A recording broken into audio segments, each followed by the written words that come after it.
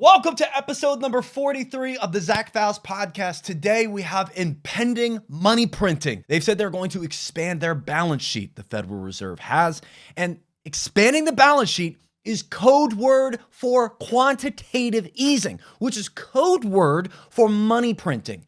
And whenever they print money into our economy, three things are always true. It adds liquidity, it creates inflation, and it lowers rates. So if you have an investment account, this is important to you. If you own assets, this is important to you. If you have none of those things and you're just trying to survive, there's going to be at the end of this my three takeaways, the things I think you can do today, do tomorrow, and do throughout this money printing era that will keep your finances at least above water, if not possibly growing, because a melt up could be in the future.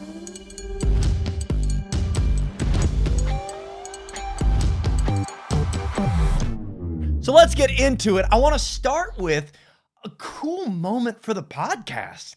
If you've been listening along, if you're on Spotify, YouTube, I just want to send some love your way.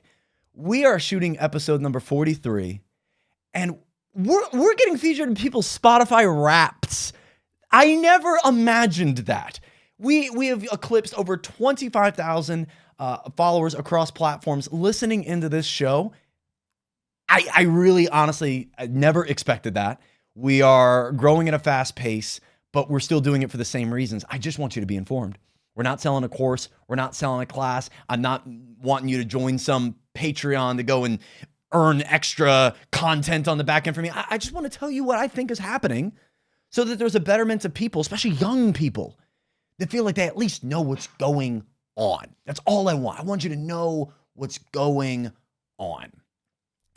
And right now on this podcast, we have a bit of a full circle moment because the very first podcast we shot here in the studio, the table was in a slightly different spot. The pillar over here was behind me. On the very first show that we shot, we talked about what's happening right now. About 7 months ago, can we pull it up real quick, Sean? About 7 months ago, we shot an episode, our very first show right here in this basement, 7 months ago, called The Federal Reserve Reaction and the Money Printing Prediction.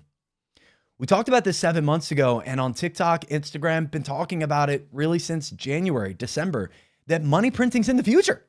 We are going to be printing money. We have to. The writing's been on the wall. The tea leaves have been in front of us for a bit, and I've been yelling about them. Now we're here. Now we're actually here, and I want to play a video. It's the first time I've ever done this, but I'm going to play one of my own videos. It's gotten over 2 million views. It's really catching because I think people are really seeing what's going to happen. We're going to print money. The articles prove it. The Federal Reserve meetings show it. They're actively showing their cards. And I want us to play the game a little bit to understand what's going on and how we can do something about this. First, let's play this clip. It's from Instagram. You can find it there if you want. Let's go ahead and play this one as much as I don't want to listen to my own voice. Update on the Federal Reserve. They are going to print money. Hear me. They are going to print money. What does this mean? It means the dollar is going to be weaker. I need you to hear this because you're going to get blindsided by it and you're not going to know what happened. They're going to do what's called expanding their balance sheet, which is code word for quantitative easing, which is code word for money printing, which is code word for the dollar is going to inflate and get weaker. So if it's sitting in a bank account just idling, it is going to become weaker. I need you to hold assets. I need you to hold assets. If you don't own a home, if you don't own gold, if you don't have crypto, if you don't have some form of stock investment, you need to. You need to, because here's one thing is going to happen. One of two things, and both roads lead to Rome. One, we print money. This could happen from December all the way to March. We quantitative ease, we expand our balance sheet to add more money into the economy, which simultaneously weakens the dollar while adding more credit and create more debt so that our debt-based economy can keep operating. All right, that's number one. But number two is we see a system snap. Stock market, AI bubble's looking crazy. Job market looks terrible. We could see a system snap. Something where the bond market goes kablooey. Something that creates a 2008-like effect on the stock market and other markets. What then? What that means is they're just simply going to print money right after that. So here's what I would tell you to do right now. I would have your money and all assets that aren't exactly connected to the stock market. I would have a very little allocation in the stock market right now. I do not believe in it long term. But if you're planning on holding it for 10 years, go crazy. Here's the point. When we print money, assets go up. And the moment you hear the word quantitative easing, I need you to be ready for the quantitative easing rise. We saw it from 2020 up through 2023 in the stock market. We saw it from 2008 onward through 2018. The stock market, the housing market, every asset you can own, from a watch to a car to a business, went up in value. If we print money, assets will melt up. If we don't see money print, but we see system snap first, that means melt down followed by melt up.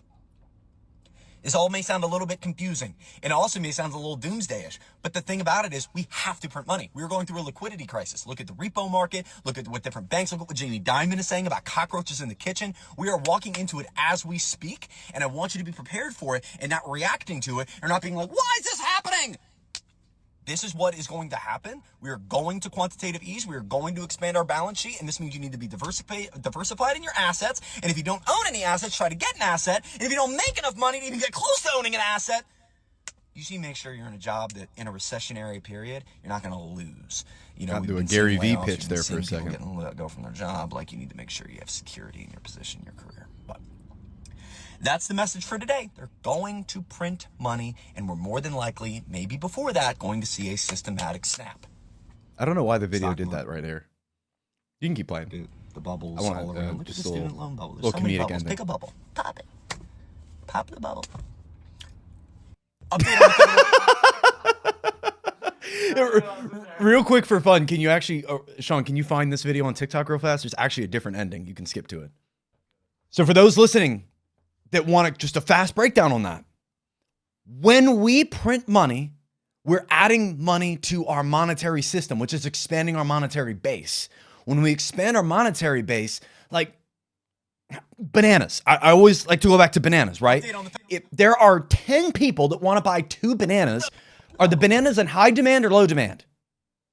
They're in high demand. But if there are 10 bananas and 2 banana buyers, are the bananas in high demand or low demand? They're in low demand because they have an increased amount of supply versus the demand. So the seller of the bananas has to more than likely lower their prices to increase the amount of willing buyers for the bananas to match their supply. In the current day of our economy, if we add supply of money, not bananas, if we add money and we don't increase the amount of people that have the money, what happens to the dollar's strength? Just like the bananas, it weakens. It weakens. You got that pulled up? Let's bring it up. This is the alternate editing for TikTok. I enjoyed shooting this.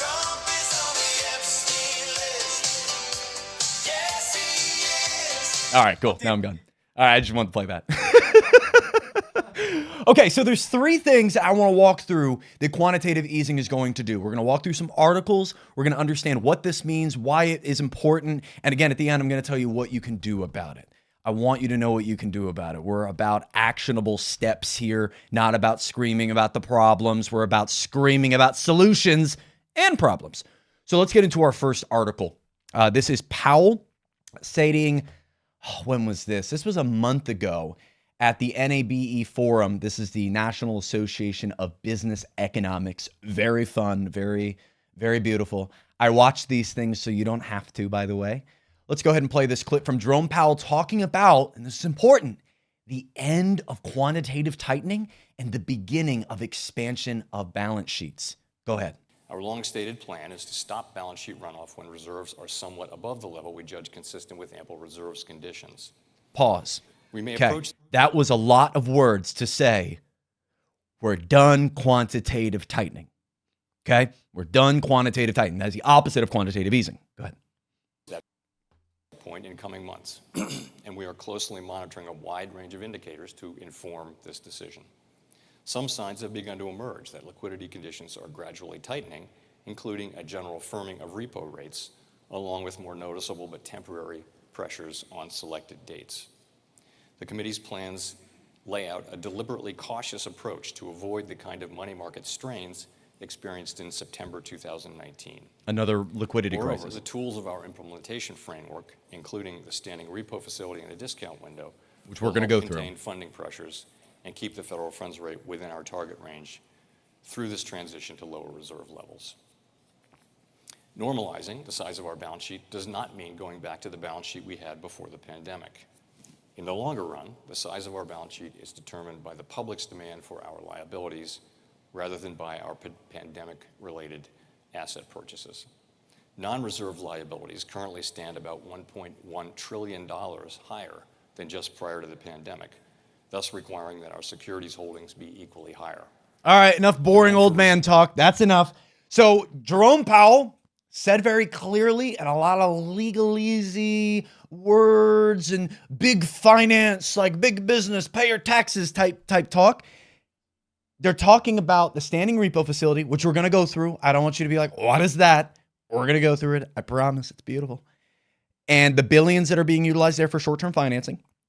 But also, he mentioned we are looking to end QT, end selling off our assets, and begin buying assets, taking them off the market. And what happens when you take something off the market when there's already too much of it? It increases the value of what remains. And that's the bonds. We'll walk through this because I want to walk through the three things that this is going to do. The adding of the liquidity, the inflation, and the lower rates. And we're going to. Let's get into this article. Oh, shout out. My apologies. I said article. This is the Trump Tracker. Anybody that's watching this is unaware of our Trump Tracker. We use this on the show all the time to live track Donald Trump's promises around housing, compare affordability to past terms, and allow us to really get a vibe for the legitimacy of the feeling of this market, not allowing political headlines and other people to come out and say, oh, the economy's this, oh, the economy's that, affordability is a hoax. We have a document. We created this back in September, and this allows us to see from the start of his term to now where our costs at. We're going to get back to this document because it's going to show you the truth for household affordability. First to our article. I got a little confused. I got mixed up. So this says the Fed minutes show support for ending quantitative tightening. This was an article from October. It says the Federal Reserve's decision last month to announce a looming halt to the drawdown of its balance sheet earlier that many had expected drew broad support from central bankers, who also expressed interest in reweighting central banks' holdings from longer dated bonds toward treasury bills. Meeting minutes from the late October policy meeting released on Wednesday. Next article. Fed quantitative tightening to quantitative easing. These are all released similar articles in that time frame. It says, will the Fed move from a QT policy to a QE policy? Now, QT is what you are. You're a QT. But QT in the Federal Reserve stance is when they are selling off assets that they don't want anymore. They're going to allow them to go back to the free market. And I didn't want to read here. I just wanted to look at the graph. I love a good graph. Now, check this one out. If we look at this, it says QE1, QE2, technical QE. What the heck is QE? That's quantitative easing. Quantitative easing is money printing. Okay, expansion of balance sheet is money printing. Just to be clear, it's not getting the mint fired up and creating new bills. It's just not what we do anymore. It's digital. It's like war. We're not stabbing each other with bayonets anymore. We're sending drones. It's all digital these days. It's all tech. So QE1 happens in 2008. This happens in October following the Lehman Brothers collapse. This is a purchase of long-term bonds. And then we have QT. This happens in the end of 2010. They buy up short-term bonds. Didn't really work too heavy. So very quickly, they have QE3, which is end of 2012 all through 2014. They buy up tons of long-term bonds. Now, look at this graph very closely. What happens around 2018? 2018 is when we go into QT for the very first time. Now, why do we go into QT for the very first time there? Very simple. We've never QE'd before 2008. It was invented for 2008. This was not some normal taught in economic schools and courses in colleges. This wasn't what all economists and central bankers knew to do. Do you know who suggested the idea of the expansion of the balance sheet? You'll be just absolutely excited and pumped up to hear that the CEO and founder of BlackRock, Larry Fink, is thought to be the person who made this suggestion. That's awesome. The same person that assisted the Federal Reserve and bought toxic mortgage assets off of them in 2008 to the tunes of over $130 billion. That's cool. Also, when you factor in the fact that in 2020, which is when we ended QT, Who do you think suggested that we print the most money and have the largest amount of QE that we've ever had? It was discussed at the March 2020 meeting between the Federal Reserve and Jerome Powell and Larry Fink and BlackRock. So, this is 100% a rigged system that we're operating in. But let me tell you right now, that does not mean we cannot fight. It does not mean we can't still play the game. So COVID QE happens. We all know what happened to all assets, from the stock market to housing to cars to really anything you could attach money to since COVID, and everything got more expensive. But then you see the slide. The slide is where we've been up into the end of October. This is huge. We've been QTing to try to get this balance sheet down. We've reached the point of a liquidity crisis that has hit our repo facilities, which we'll walk through the standing repo facility chart to show you that it had gone unutilized since COVID, and all of a sudden over 100 billion has gone through it. This is all happening right in front of us. We're examining patterns. We're examining trends. We're taking in the history of the economy. We're taking in the history of what's happened when we walk into these liquidity crises. Do you know what happened in October of 2019 before that gigantic QE? Technical QE. You see that one right there? That was when we went through a liquidity crisis. And then COVID happened, and they're like, we need to do it more. Let's bring this back to today. Next article. Fed Williams sits on the board, says the Fed may soon need to. I love the words here. Need to. Not decide to. Not, we think it's about right, or the timing, seems like the right time to do this. The weather's getting colder. We need more money. May need to expand the balance sheet for liquidity needs. This was early November, and this is actually a very, very, I'll leave that. Says in that first paragraph, it says the U.S. Federal Reserve may soon need to grow its balance sheet through bond purchases and consider shortening the average duration of its debt holdings, a lot of it being longer-term debt. The Federal Reserve Bank of New York President John Williams said on Friday. His quote was, "The next step in our balance sheet strategy will be to assess when the level of reserves has reached ample from what the current state of somewhat above ample," Williams says. Right now, we are considered to be in that ample range. We need to get closer to where we want to be. We have enough, he's saying, but they're going to need more to survive this liquidity crisis. Hence his wording of the words need to. Let's walk on to the next article. And again, that's one of the presidents of one of the Federal Reserve banks. Now, here's one of the reasons he says need to, and the reason he brings up liquidity. Liquidity is just money, by the way. Let's go to the main cam real fast. You have liquidity, just so you're aware. As long as you have $1 in your bank account, that $1 is how liquid you are. Your liquidity, let me put it this way. If you're going to buy a house, I've been selling homes for 9 years now. If you go to buy a house, I'm going to ask you 4 questions. Okay, the 4 questions are, what is your credit score? Okay. What debt do you have to your name? What are you paying that's locked to your social security number, your date of birth, like credit cards, private loans, car loans, anything you're paying on monthly? And I want to know your monthly payments. I'm going to need to know your income. I'm going to need to know your income. And I'm going to need to know your savings, your liquidity. Okay. Banks also call savings reserves. Now, these reserves are anything that is liquidly available to you. So, for example, if you own a house and you have $100,000 in equity in it, that's not liquidity. That's not reserves, because you have to sell your home to get it. A 401k, that can be liquid. You can have some tax repercussions for taking it out. Savings account, cryptocurrency, anything in a money market, anything in a high yield savings, anything in a business account. Anything you could access in under 2 weeks is what we define as liquid. The liquidity currently available to banks is becoming an issue. The amount of physical cash they have available to give you for a withdrawal is getting tightened. We've been speculating this all summer.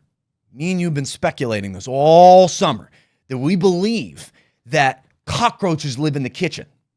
And when there's one cockroach that we find, there's usually more than one cockroach. We've been talking about this, but now we have a chart to prove it. The standing repo facility. The standing repo facility was created in 2021 as a backstop to help prevent liquidity crisis like we had in 2019. It's the ability for a bank to say, hey, I need cash. Can you buy these bonds and assets from us real quick? We'll get them back from you here soon, but we need cash right now. Is that okay? And that's what they do. And there's other rates that they can move and sell to and make some money by doing this, but let's just not get complex with it. Just call it simply what it is. Banks need money, so they're selling off assets for short-term loans to get money to give to you.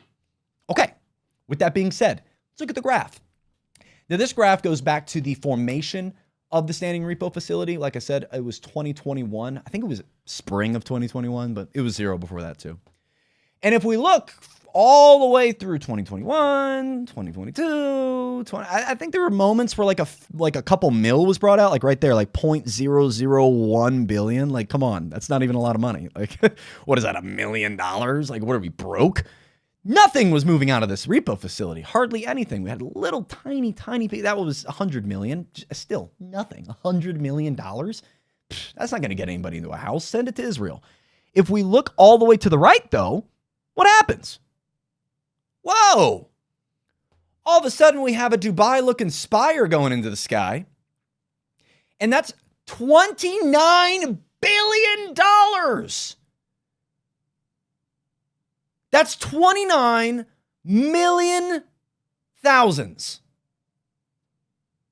That's a lot of money. That's a ton of money that moved out on Halloween, the scariest night of the year. and the costume that our Federal Reserve is wearing is that of, oh yeah, we got money. Sure, look, 29 billion. We have money. But it kind of looks like a costume, right? It doesn't look like it's what they really got. Because we can see right here, banks need money. This is liquidity. Can we zoom this in just last 3 months? I think you can just hit the button up top left. Right under amount accepted. Boom, bam, bop. Here we go. If we can zoom out just one scroll. Beautiful. And this is happening all the way up until today, guys. It didn't even happen in October. It happened through November. It's happening in December. And it's picking up. Jamie Dimon's commenting on it. The president of Bank of America is commenting on it. Even the Federal Reserve is commenting on it. We just saw New York Fed President, Mr. Williams, say we're walking into a liquidity crisis that may need to be solved by, fill in the blank, money printing.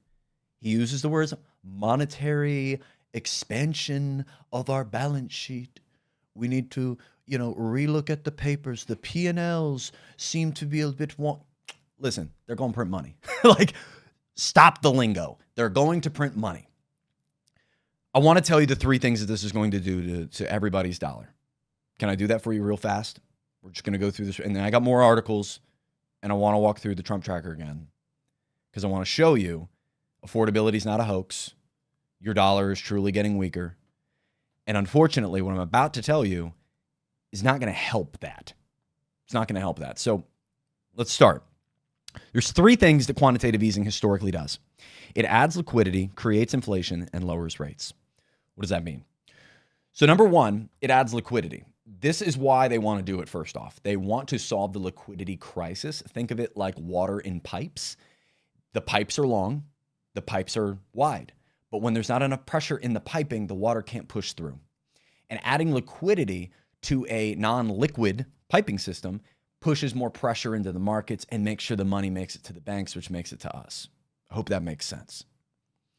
So when they're adding liquidity, when they're adding fresh money into the economy by selling off bonds, they are creating liquidity. The second thing they're doing, inflation. And I have a little slash next to this in my notes because it's the same thing. Inflation / weakening of the dollar. Why are those 2 things the same? The only way we get inflation, I shouldn't say this that way. There's multiple types of inflation. There's cost push, demand pull, there's manufacturing inflation, there's monetary base inflation, but that's where I want to stick, monetary base inflation.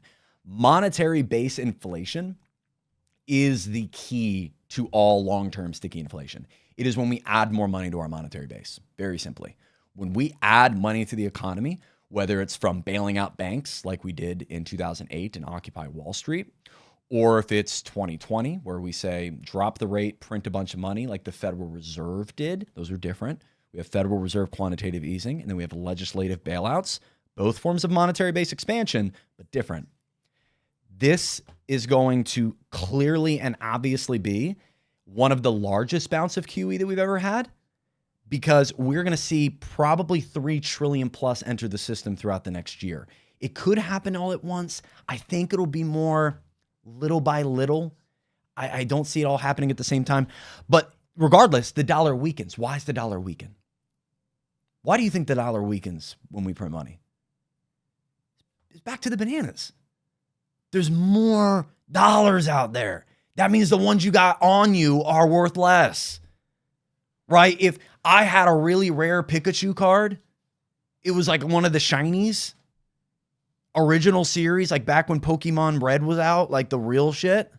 Sorry for cussing. And I sold it. I could make a good buck, right? I could make a good buck. But what if the Pokemon... What was Joe doing back there? What's on the television? It auto-played a new video. Why is this on the television?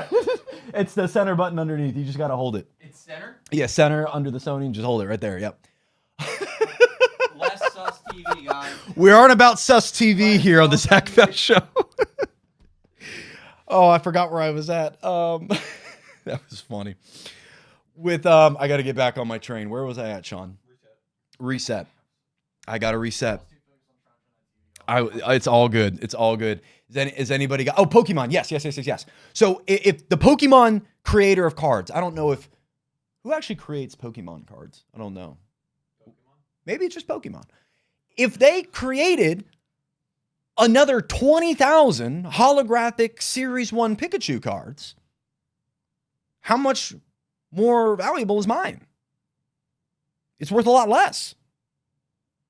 If I have a Fortnite skin that's never been released but once in like season 2, let's say it was the elf. I'm not speaking from personal experience at all. I don't play Fortnite. Let's say you had the elf.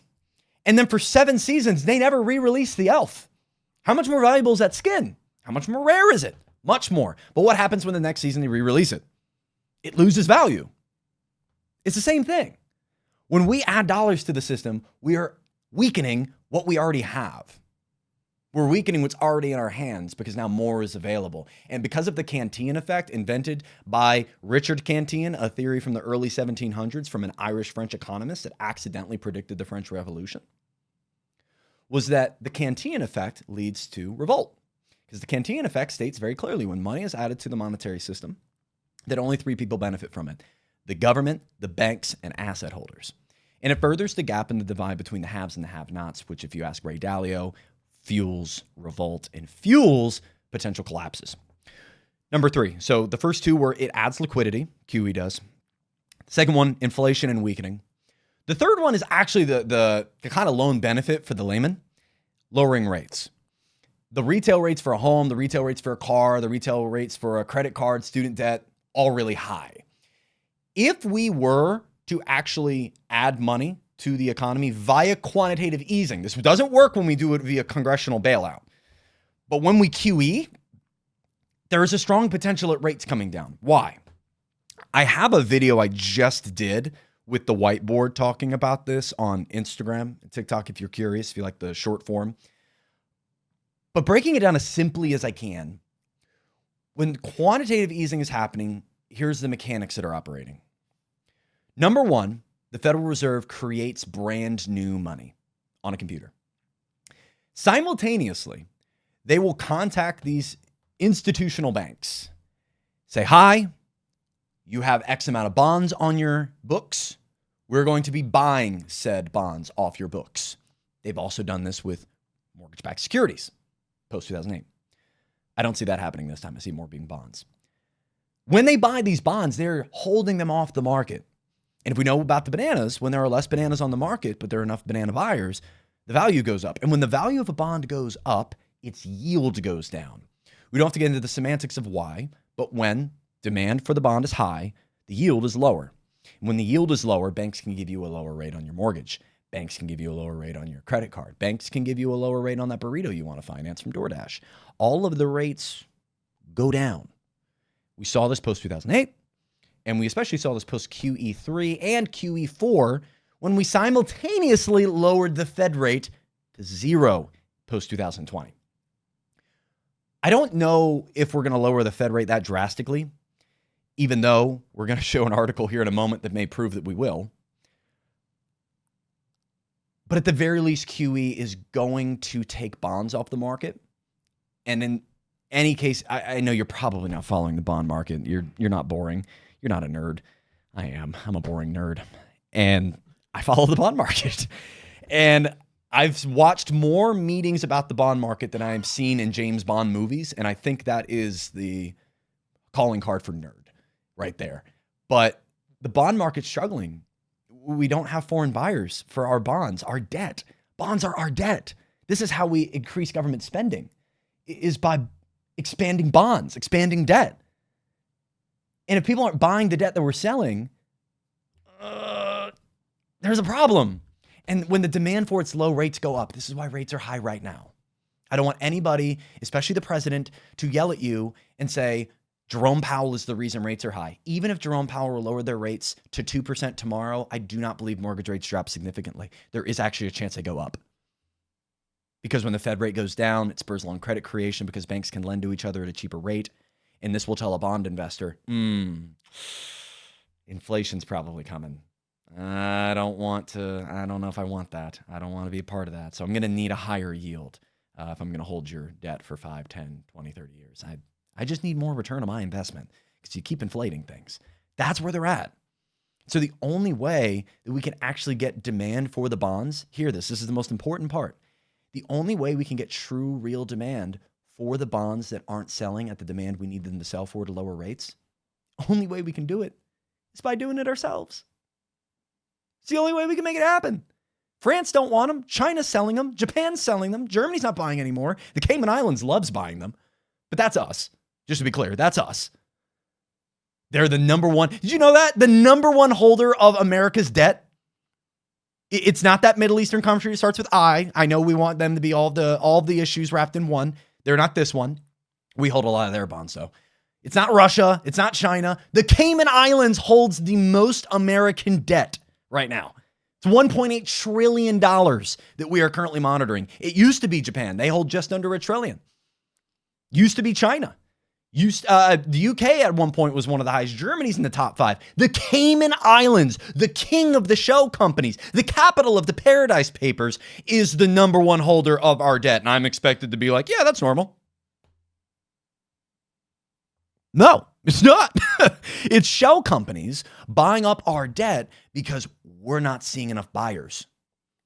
Now, who are those shell companies? Is it hedge funds, private equity, our own government, other governments? We don't know. We don't know. One thing we do know, though, is if we want to create more demand, we have to do it ourselves. So we're going to print money. That printing of money is going to simultaneously add liquidity, create inflation, and potentially lower rates. But what does this mean to you? I want to give you 3 steps. Okay, so for one, I've been talking about for a minute, and I've been beginning a louder voice about the fact that, wealth isn't just money. Whole wealth has everything to do with your body, your brain, your spirit, your family, your community. Like, yes, the system's rigged. Yes, billionaires want more billions. Yes, politics is all about orchestrating this left versus right divide so that there is a literal culture war while they can keep sifting green. Blue versus red so they can take green. That's the triangle. It's not all red. It's not all Trump fault. It's not all blue. Biden did a lot of crap. Trump did a lot that hurt it the first time. Obama did a lot during his term. Do you know how much happened during Bush's term? Then we have Clinton. We have NAFTA and Glass-Steagall. Bush. I mean, go back to Reaganomics and you see the system unfolding of control economically over the layman. And this is just another systematic tool that is being used to do that. Okay? The Federal Reserve was created from a 1910 meeting following a 1907 state bank panic from a famine, the third famine they'd had in like a decade and a half, and we're in an agriculture economy, so famine's huge. And then all of a sudden we get this central bank idea from a meeting at an island in Georgia. We didn't even know Georgia had islands. They do. It was called Jekyll Island. At a resort with 8 people, including 3 politicians, and 26% of the world's wealth in one room decides we need a Federal Reserve. Yeah, the state bank thing ain't working for our pockets. We need a Federal Reserve. Someone that can add money, print money, label the gold value, do all those things.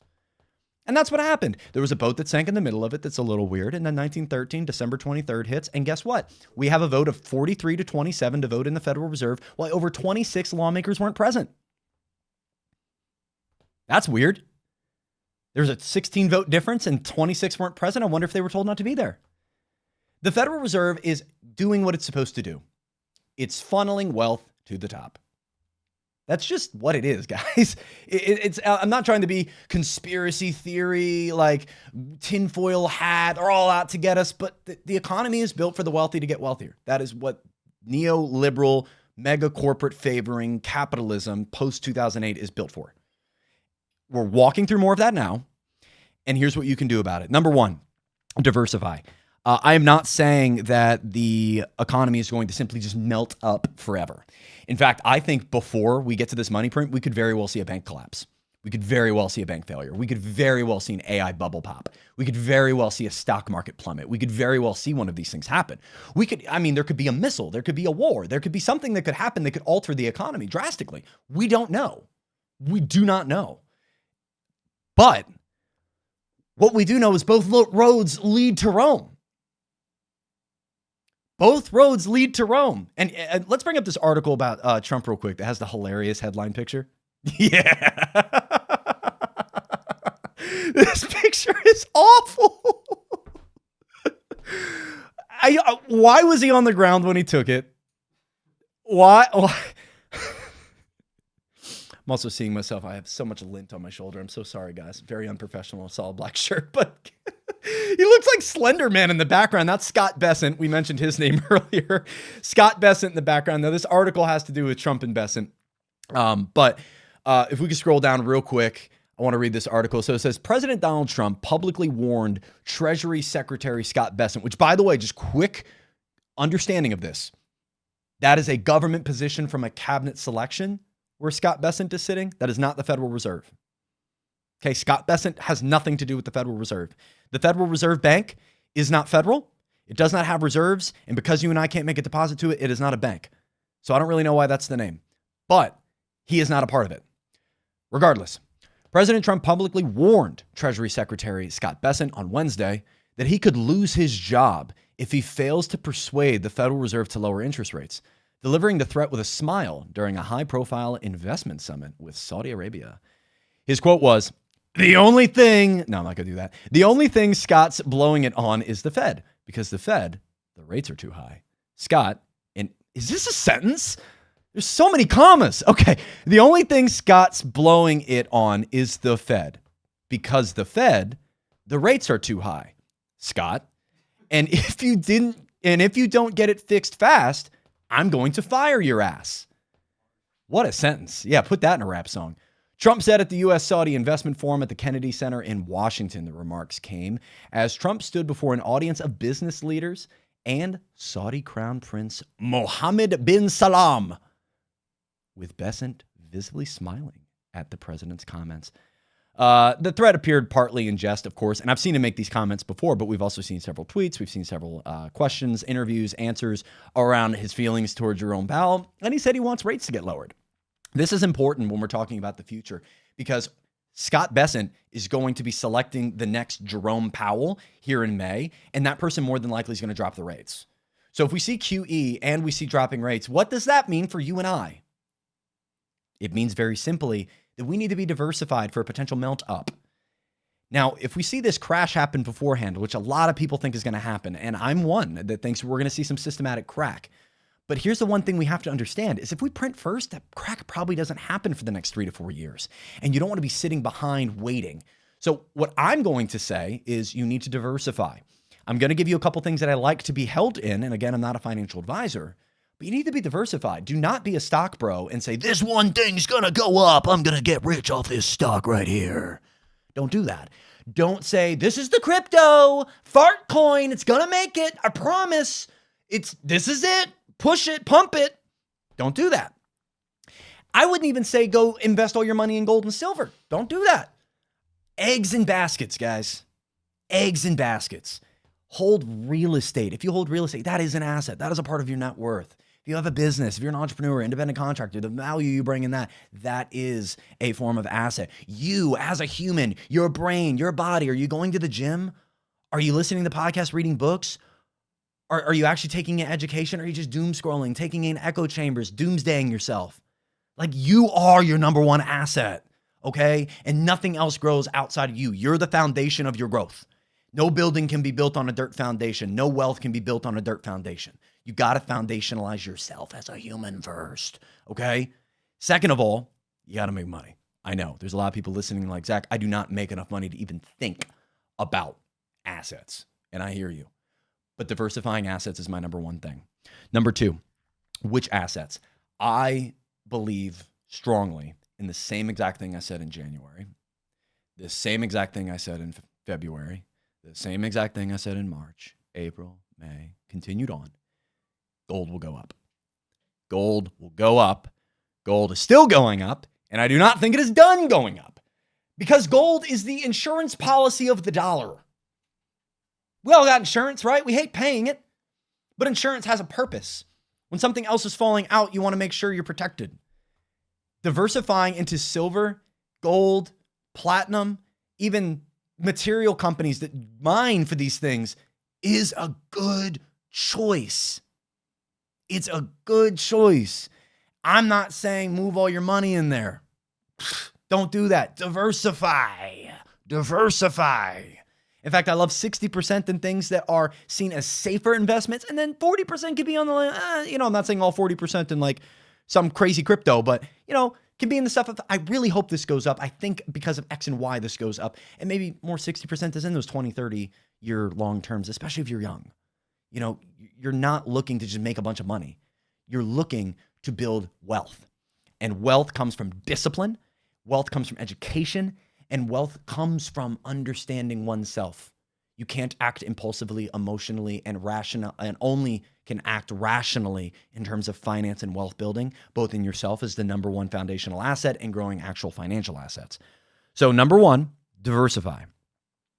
Number two, precious metals are the insurance policy of the dollar.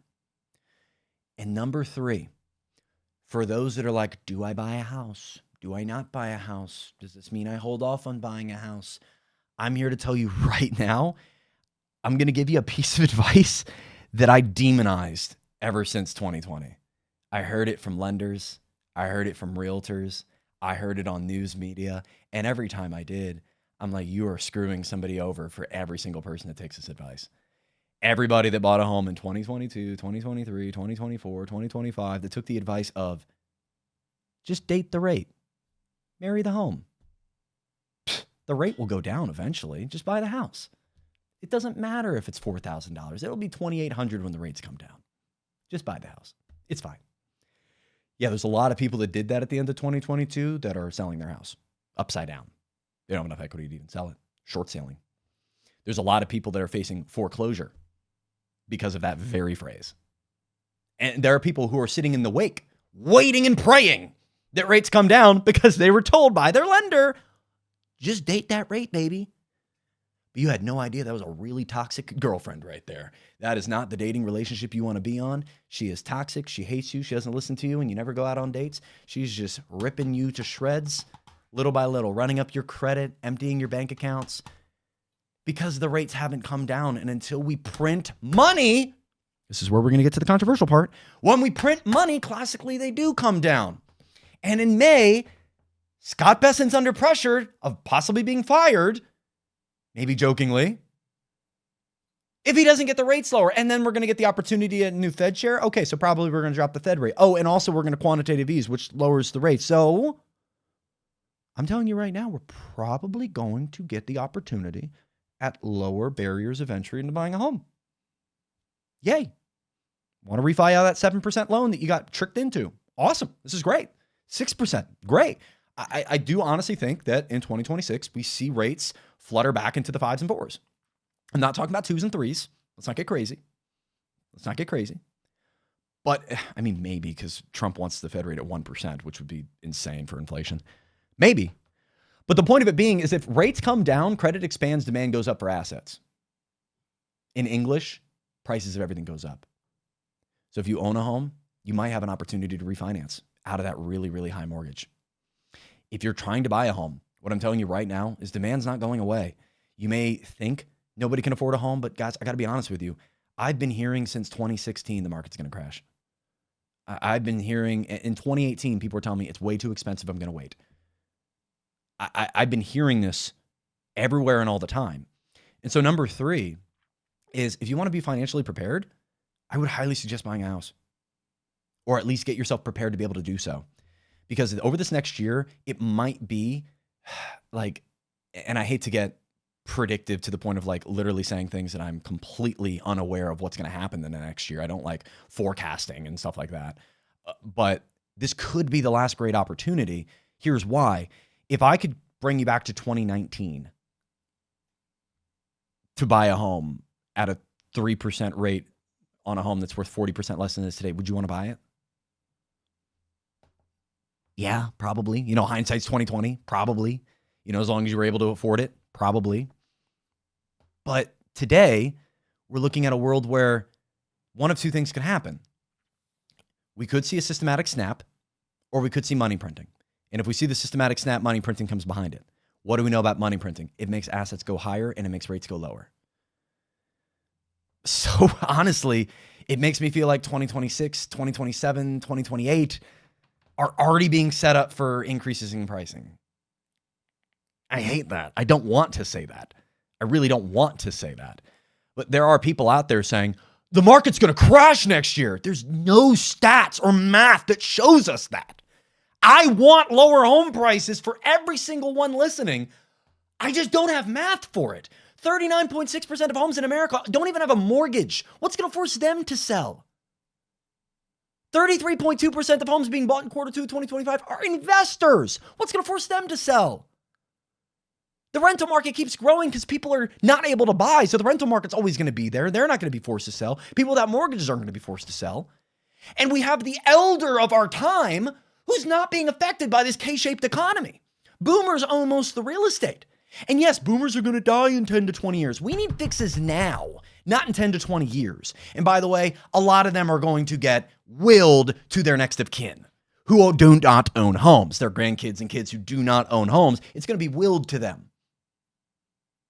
It's probably not going to make its way onto the market in the majority of the time, even though it does now. If there's a discount bin of real estate available, guys, I got to tell you right now, you're not going to be the one that has access to it. It's going to be the billionaires. It's going to be the corporations. It's going to be the investors in Wall Street and boomers that want to stack up more assets. I don't want to be doomsday. I'm just being honest with you. If we saw a 10 or 20% drawback in the real estate market, two things are true.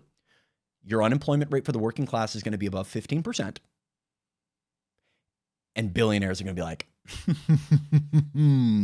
let's buy more. Because why wouldn't they? Cash flows, great tax incentives, can buy it with a corporation, completely indiscriminate. Like you can buy 20 at a time. You know, you can write off the interest. It's one of the, you can 1031 out of it when you don't want it anymore, not pay taxes. What's the harm? What's the harm? So number one is diversification.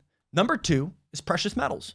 And number three is I'm putting the green light on the housing market. I am not locking in on this crazy, and I know there's headlines going around about it, and there's a viral YouTube video, and people are talking about crazy crashes. I just do not see it.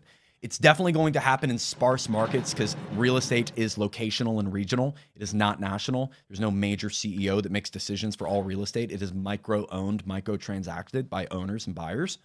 But California, Austin, Texas, Southwest Florida, hurricane-prone states, Nashville, Honolulu, Denver, Colorado, areas where we are seeing price compression, those are outlier markets.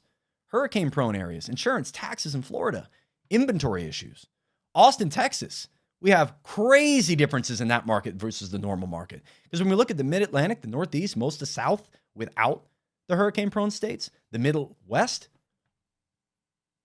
we see home prices increasing. We see demand staying solid. And I got to be honest with you, going into spring, I think the demand's there. I do not think we see some crazy crash. I think there's enough people out there that are able to buy. And you may think to yourself, what 25-year-old out there is buying? Not many. That's why the median age of a first-time home buyer is 40. I'm just trying to be real with you. Okay, I'm really real with you. Is we're going to print money. It's going to add liquidity. It's going to create inflation. And none of this is going to help the wage crisis going on right now, just to be frank with you. So the three things you can do to prepare you. Yes, your finances, but preparing you. And I know I gave you three things in the financial world. I am putting the green light on the housing market next year. I am saying you should have precious metals in your portfolio. And I am saying to diversify in whatever you can. But the overarching topic I want to give you is to fight for you. There's so much division right now, and there's so much confusion around the economy. And can we bring up the Trump tracker real quick? And you're being told that things aren't as bad as they are. Let's look at the bill tracker real fast. We've been tracking this since last year. These are all of the household bills that you have to deal with. Power, milk, eggs, bread, chicken, over on the right, sewer, natural gas, used cars, health insurance. I'll put this in the link on the YouTube and Spotify, but check it out. You see all that red? None of that red means prices went down, by the way.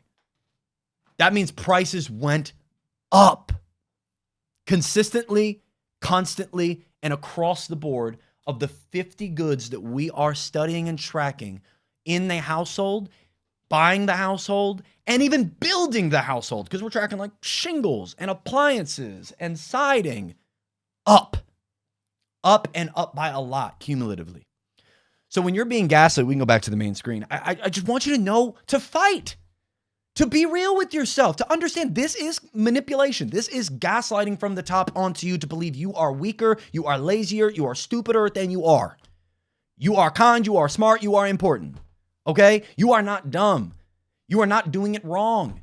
You are late to the game of Monopoly. You are late to late stage capitalism. You got into asset accumulation post 2020. You're in a tough position, but I want you to fight. It doesn't mean sleep in and cry.